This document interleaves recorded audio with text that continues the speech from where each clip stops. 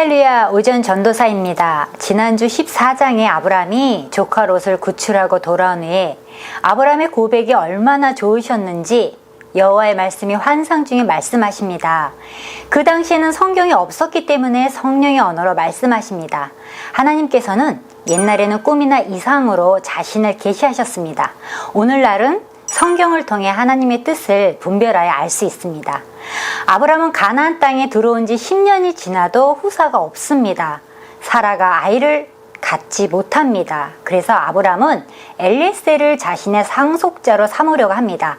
오늘은 상속자에 관한 기원으로 성경을 배워요 오전도사와 함께 하시겠습니다. 창세기 15장 1절부터 3절 말씀입니다. 이후에 여호와의 말씀이 환상 중에 아브라함에게 임하여 이르시되 아브라함아 두려워하지 말라. 나는 내 방패요 너의 지극히 큰 상급이니라. 아브라함이 이르되 주 여호와여 무엇을 내게 주시려 하나이까. 나는 자식이 없사오니 나의 상속자는 이 다메섹 사람 엘리에셀이니이다. 아브라함이 또 이르되 주께서 내게 씨를 주지 아니하셨으니 내 집에서 길린 자가 내 상속자가 될 것이니이다. 1절에 하나님은 아브라함에게 아브라함아 두려워하지 말라. 나는 내 방패요 말씀하셨습니다. 방패는 전쟁에서 적군의 칼과 창을 막는 무기입니다. 하나님께서 그의 방패라는 말씀은 악한 자들의 공격을 막아주시고 피할 길을 주시고 지켜주신다는 뜻입니다. 하나님께서는 또 아브라함에게 나는 너의 지극히 큰 상급이니라 라고 말씀하셨습니다. 이는 너의 상은 매우 크도다 라는 뜻입니다.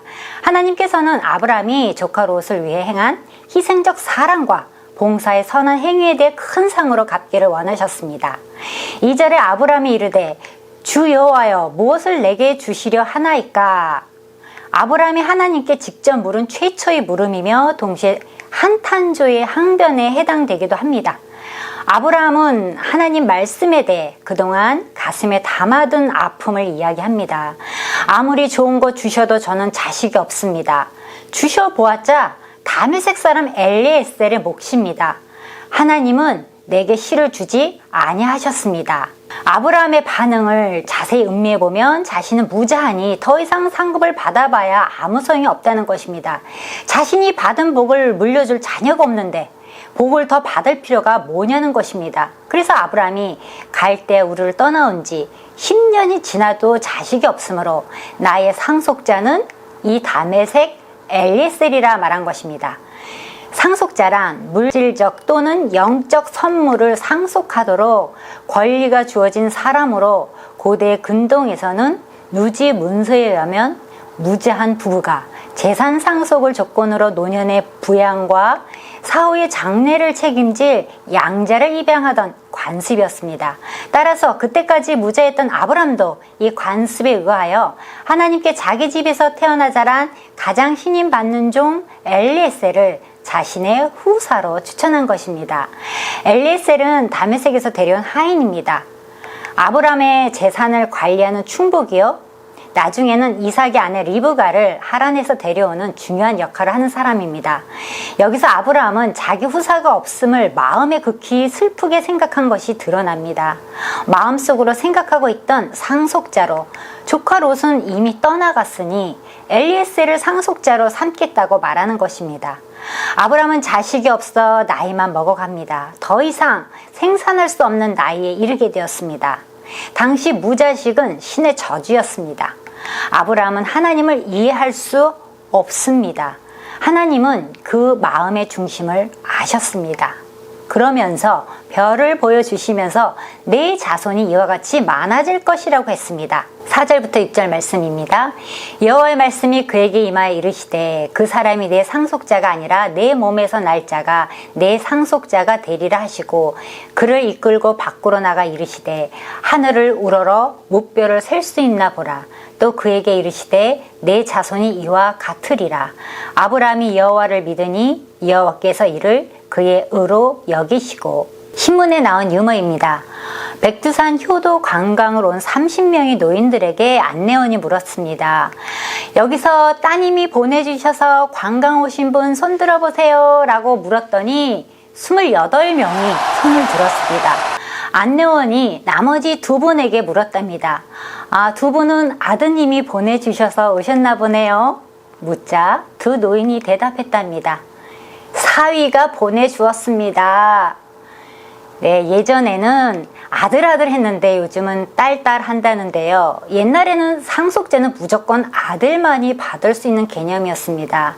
그러나 오늘날은 그렇지 않습니다. 딸도 상속을 받을 수 있습니다. 그런데 우리가 하나님의 자녀가 되는 상속을 받을 수 있으나 아무나 상속자가 되지 못합니다. 신앙생활한 지 오래되었다고 모태신앙이라고 상속자가 되는 것이 아닙니다. 상속자가 되기 위한 조건이 무엇일까요? 상속의 조건은 믿음입니다. 6절에 아브라함이 여호와를 믿으니 하나님께서 의로 여기셨습니다. 아브라함이 말씀을 받아들이기가 쉽지 않았을 것입니다. 그러나 하나님은 그의 마음에서 의심을 제거해 주시고 별을 보고 믿게 해주셨습니다. 그가 100세나 되어 자기 몸에 죽은 것 같음과 사라의 태에 죽은 것 같음을 알고도 믿음이 약하여지지 아니하고 믿음이 없어 하나님의 약속을 의심치 않고 믿음에 견고하여져서 하나님께 영광을 돌리며 약속하신 그것을 또한 능히 이루실 줄을 확신하였으니 하나님은 아브라함의 믿음을 의로 간주하셨습니다. 사람은 하나님 앞에서 선행으로 의롭다 하심을 얻을 수 없고 오직 하나님을 믿음으로 의롭다 하심을 얻는 것입니다. 예수님이 십자가를 믿는다는 것도 마찬가지입니다. 그전까지는 자기 선행과 공적을 하나님이 의로 여겨줄 것이라고 믿었습니다. 남들보다 더 착한 자가 구원을 받아야 마땅하다고 간주했습니다. 그러나 아브라함의 경우에서 보았듯이 아브라함을 우리는 무엇의 조상이라 말합니까? 믿음의 조상이라 말하지요. 믿음의 조상이지 행위 조상이 아닌 것입니다. 믿음으로 의롭다 칭함을 받는다는 이것을 신학적으로 이신칭의라고 합니다. 칭의란 본래 법정에서 사용하는 용어로서 판사가 그 사람은 의롭다고 선언하는 것으로 법정적 의라고 말하는 것입니다. 칭의는 율법에 의해서는 불가능하고 오직 믿음으로 말미암아서만 가능한 것입니다. 십자가에서 대속의 죽음을 당하시고 부활하신 예수 그리스도를 내가 믿을 때 그 예수 그리스도가 나의 의가 되는 것입니다. 하박국 2장 4절 말씀입니다. 오직 의는 믿음으로 말미암아 살리라 기록하고 있습니다. 창세기 15장 7절부터 11절 말씀입니다. 또 그에게 이르시되 나는 이 땅을 내게 주어 소유를 삼게 하려고 너를 갈대아 인의 우르에서 이끌어낸 여호와니라. 그가 이르되 주 여호와여 내가 이 땅을 소유로 받을 것을 무엇으로 알릴까? 여호와께서 그에게 이르시되 나를 위하여 3년 된 암소와 3년 된 암염소와 3년 된 숫양과 산비둘기와 집비둘기 새끼를 가져올지니라. 아브라함이 그 모든 것을 가져다가 그 중간을 쪼개고 그 쪼갠 것을 마주 대하여 놓고 그 새는 쪼개지 아니하였으며 솔개가 그 사체 위에 내릴 때에는 아브라함이 쫓았더라. 7절에 나는 이 땅을 내게 주어 소유를 삼게 하려고 직역하면 차지하게 하려고 상속하게 하려고입니다. 이는 본래 아브라함이 가나안 땅을 차지할 아무런 권리나 명분이 없음에도 불구하고 하나님께서 주권적으로 그를 상속자로 삼으셨다는 사실을 나타냅니다. 이처럼 하나님께서 아브라함을 갈대 우르에서 이끌어낸 데는 분명한 목적과 계획이 있었습니다. 하나님께서는 아브라함에게 가나안 땅을 그에게 기업으로 주기 위해 갈대아인의 우르에서 이끌어낸 여호와니라 말씀하셨습니다. 아브라함 시대에는 계약을 체결할 때 계약서에 당사자들이 숭배하는 신들의 이름을 포함시켰습니다. 이 신들은 증인 역할을 할 뿐만 아니라 언약을 맺은 쌍방 중 한쪽이 언약을 파기할 때 그 사람들에게 계약에 열거된 저주를 내리기 원한다는 의미에서 계약서에 포함되는 것입니다. 계약이 체결되면 3개의 계약서가 만들어져 계약자들이 각각 하나씩 갖고 하나는 봉인되어 신전에 소장되었습니다. 신들이 이 언약을 보호하고 두 사람의 약속이 가장 성스러운 곳에 보관되어야 한다는 생각에서 비롯된 풍습이었습니다. 또한 계약을 체결할 때는 짐승들이 희생되었습니다. 피로 체결된 약속이란 것을 상정하기 위해서였습니다. 그러자 아브라함은 하나님의 언약을 좀 더 구체적으로 알고 싶어 무엇으로 알릴까 확실한 보증을 얻기 위해 보증을 달라고 한 것입니다. 하나님께서는 아브라함의 요청을 받아들여 아브라함에게 3년 된 암소, 3년 된 암염소, 3년 된 수양과 산비둘기와 집비둘기 새끼를 제물로 준비하라고 말씀하셨습니다. 아브라함은 그것들을 준비하고 그 중간을 쪼개었습니다. 새는 2마리를 준비해 쪼개지 않고 각각 1마리씩 마주보게 놓았습니다. 하나님은 아브라함으로 하여금 제사를 지내게 하십니다. 그런데 11절에 솔개가 그 사체 위에 내릴 때에는 아브라함이 쫓았더라는 아브라함의 이러한 행동은 그가 하나님께 더럽혀지지 않는 제물로서 제사를 드리기 원하였음을 나타내줍니다. 이는 형식적이고 습관적인 예배를 일삼는 우리에게 좋은 귀감이 됩니다. 여기서 솔개는 사탄을 상징합니다. 아브라함이 솔개를 쫓아내듯 예수 이름으로 물리쳐야 합니다. 오늘날 사탄이 우리의 약한 부분을 통해 틈타 자꾸 해방하고 달려들어 방해합니다. 솔개가 온 것은 하나님께 드리는 제물을 마귀가 삼키려는 것으로 하나님께 예배를 드릴 때에 마귀가 와서 늘 방해합니다. 그때는 마귀를 쫓아야 됩니다. 하나님 앞에 예배 드릴 때에 정신을 차리고 깨어서 마귀를 물리쳐야 마귀에게 빼앗기지 아니하고 합당한 예배가 됩니다. 기도할 때도 마귀가 자꾸 방해하는 생각을 넣어줍니다. 처음에는 작은 솔개가 와서 방해하며 재물을 가로채려고 합니다. 작은 것이 올 때는 쫓기가 쉽습니다. 그러나 작은 마귀의 역사를 용납하면, 그 방해물을 용납하면 나중에는 독수리처럼 점점 큰 것들이 날아와서 더 큰 방해를 합니다. 따라서 즉시 그 마귀의 방해를 물리쳐야 합니다. 12절부터 17절 말씀입니다. 해질 때에 아브라함에게 깊이 잠이 임하고 큰 흑암과 두려움이 그에게 임하였더니 여호와께서 아브라함에게 이르시되 너는 반드시 알라. 내 자손이 이방에서 객이 되어 그들을 섬기겠고 그들은 400년 동안 내 자손을 괴롭히리니 그들이 섬기는 나라를 내가 징벌할지며 그 후에 내 자손이 큰 재물을 이끌고 나오리라. 너는 장수하다가 평안히 조상에게로 돌아가 장사될 것이요 내 자손은 4대 만에 이 땅으로 돌아오리니 이는 아모리 족속의 죄악이 아직 가득 차지 아니함이니라 하시더니 해가 져서 어두울 때에 연기 나는 화로가 보이며 타는 횃불이 쪼갠 고기 사이로 지나더라.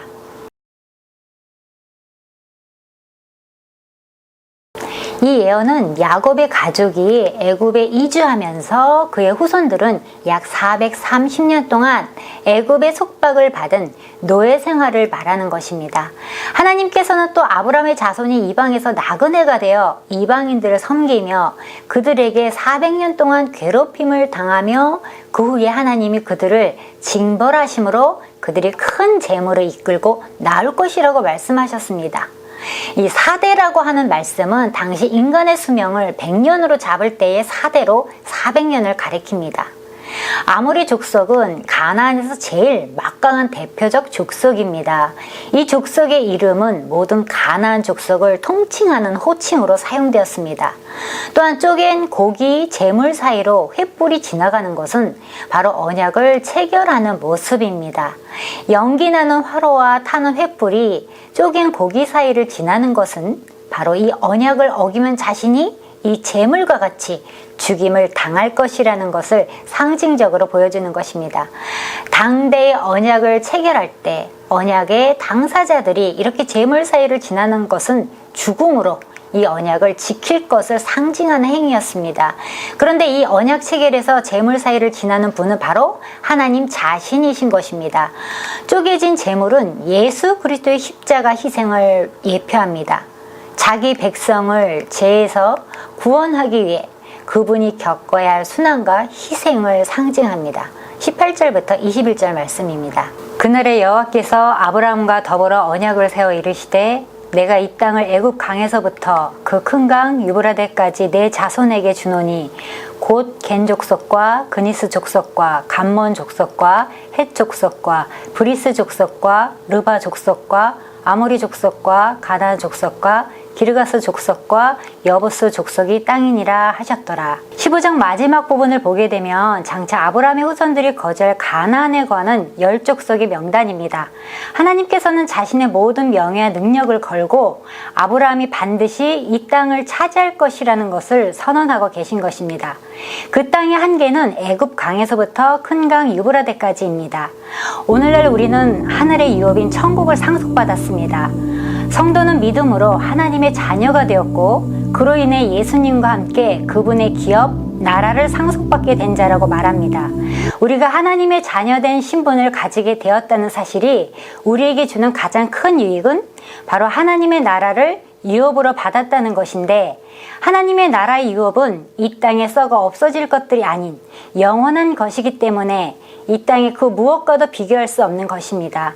갈라디아서 4장 6절부터 7절 말씀입니다. 너희가 아들임으로 하나님이 그 아들의 영을 우리 마음 가운데 보내사 아빠 아버지라 부르게 하셨느니라. 그러므로 내가 이후로는 종이 아니요 아들이니 아들이면 하나님으로 말미암아 유업을 받을 자니라. 마무리합니다. 상속자란 1차적으로 창세기 17장 8절에 내가 너와 내 후손에게 내가 거류하는 이 땅 곧 가나안 온 땅을 주어 영원한 기업이 되게 하고 나는 그들의 하나님이 되리라 하신 말씀대로 가나안 땅을 그의 후손이 유업으로 받는 것을 의미합니다. 그러나 보다 포괄적인 의미로는 창세기 17장 4절에 보라 내 언약이 너와 함께 있으니 너는 여러 민족의 아버지가 될지라 하신 말씀대로 아브라함은 열국의 아비이므로 그의 신앙의 자취를 따르는 모든 민족이 후사가 되며 유업을 이을 자가 됩니다. 오늘 우리는 하나님의 자녀로서의 정체성을 분명히 해야 합니다. 우리는 믿음으로 하나님의 상속자가 되었습니다. 죄와 사망의 종과 같이 날마다 헛된 행실을 구하며 그것으로부터 목마름을 해결하고자 발버둥 치는 삶을 살 것인지, 아니면 하나님의 자녀와 같이 이 땅으로부터 주어지는 헛된 가치를 구하지 않고 오직 그리스도와 함께 고난을 받음과 동시에 하나님의 영광을 누리는 삶을 살 것인지를 선택해야 할 것입니다. 로마서 8장 16절부터 17절 말씀입니다. 성령이 친히 우리의 영과 더불어 우리가 하나님의 자녀인 것을 증언하시나니 자녀이면 또한 상속자 곧 하나님의 상속자여 그리스도와 함께 한 상속자니 우리가 그와 함께 영광을 받기 위하여 고난도 함께 받아야 할 것이니라. 왜 하나님은 당신의 아들을 십자가에 내맡기셨어야 하셨을까요? 그렇게 힘없이 저항 없이 생명을 잃고 마는 예수님을 바라볼 때 저는 의문이 많았습니다. 인간의 생각으로는 죽음 앞에 있는 아들을 그대로 그렇게 두어서는 안 되는 것 아닌가 하고, 그 죽음의 순간에 하나님은 아들을 구하셔야 하는 것 아닌가 하고, 그러면 구세주로서 더 멋지지 않았을까 그런 생각을 했었습니다. 그러나 우리를 너무도 잘 아는 하나님은 당신의 사랑하는 아들을 가장 잔혹한 사형틀에 맡기시고 우리를 상속자 삼으시려고 바라보실 수밖에 없으셨습니다. 그리고 예수님은 당신이 세상에 오신 이유를 너무나도 잘 아셨습니다. 아버지의 뜻이 무엇인지도, 그리고 아버지의 아픈 마음까지도 아셨습니다. 십자가에 달려 돌아가시고 부활하시기까지 그 3일 동안은 사단이 승리하는 것처럼 보였었고, 아버지는 아들의 죽음을 목도하고 어두운 무덤 안에 있는 아들을 보셔야 했습니다. 그러나 3일 만에 다시 살리신 당신의 아들을 통하여 어떤 일을 하실지 태초부터 말씀하였고 그것을 이루셨고 지금도 우리를 통하여 일하고 계십니다. 지금도 우리는 아버지의 뜻을, 예수님의 뜻을 다 알지 못합니다. 그러나 지금은 다 알지 못하지만 날마다 성경 말씀을 통하여 알아가며 주님과 하나 되길 소망합니다. 그리하여 사단에게 상속자의 명분을 빼앗기지 마시고 끝까지 승리하는 저와 여러분이 되시기를 축복합니다. 샬롬.